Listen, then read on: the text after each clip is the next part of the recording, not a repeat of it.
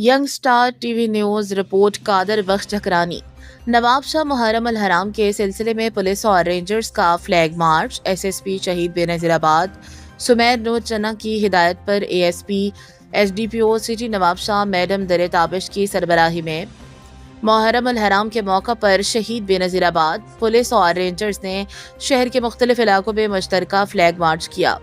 Flag march का मकसद अमन व अमान की सूरत हाल को बरकरार रखना, मजालिस और जुलूसों के लिए मौसर सिक्योरिटी इंतजामात को यकीनी बनाना और शहरियों में एहसास तहफ़्फ़ुज़ पैदा करना था। इस मौका पर पुलिस और रेंजर्स के जवानों ने अहम शाहराहों, हसास मुकामात और जुलूसों के रूट्स का दौरा किया।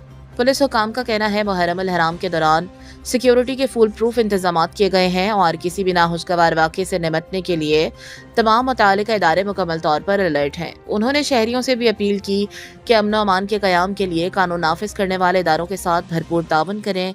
Report young star TV news.